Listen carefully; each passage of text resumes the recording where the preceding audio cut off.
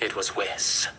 Goku, the magical monitor I crafted for you, unfortunately only shows Vegeta. It's set to display the most dramatic angles of the battle, but always with Vegeta as the focal point. Right now, Frieza isn't moving either, as I'm sure you've sensed. But his demonic army is on the way to heal him. In other words, it's your cue. Goku clenched his fist, unable to hide his satisfied grin. Finally, I couldn't just sit around watching anymore. All right, guys, let's go. Everyone, grab onto me, he said. Fired up, Goten and Trunks quickly started changing into their galactic patrol uniforms. Everyone else just stared in confusion, with the crew placing their hands on Goku.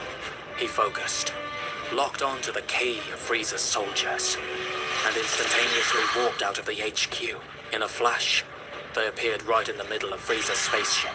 Goku waved casually and said with a smile, "Hey guys, surprise." Among the weaklings, there were a few powerhouses, like Kagehiro, who, brimming with excitement, unleashed his dense and formidable aura. "Finally, I get to fight," he shouted with glee. Berry Blue heard the commotion and immediately assumed the attack had begun. So she slammed her hand on the button. Model 73 awakened, and inside his main copy crystal, a copy of none other than Frieza, in his black form, was stored. Goku placed his left hand on the floor of the ship, and 2 fingers from his right hand on his forehead. "Sorry for making you wait so long, everyone," Goku said mentally. The ship vanished, teleported to yet another empty, barren, and nameless planet.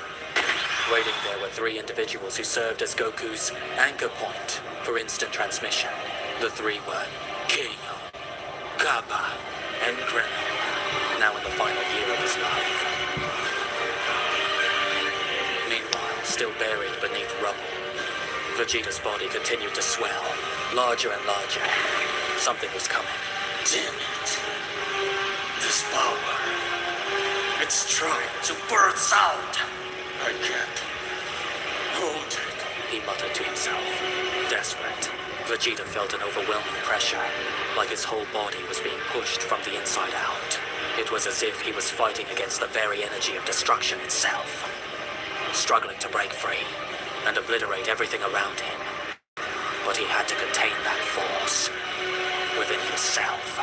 Suddenly, he jolted and roared like a wild beast. His veins bulged, glowing with the color of Hakai, as if his body was being torn apart from within. His aura erupted in a violent explosion, but the blast wasn't massive. It only turned the surrounding space into a cavern, because he managed to hold it back, to contain all that energy. His body was now bulkier, yet completely locked, unable to move. "Damn it, I can't move," he whispered to himself, desperate. But the balance of the universe is on the verge of shattering.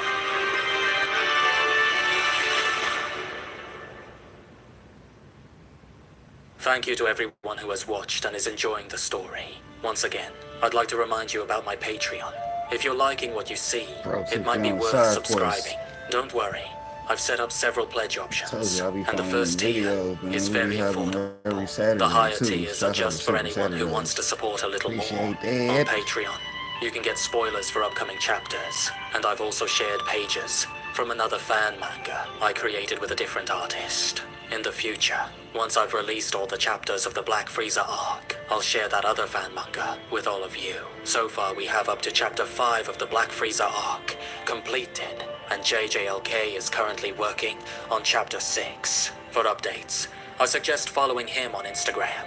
His profile link is in the description. Thanks again for the support, and see you next time.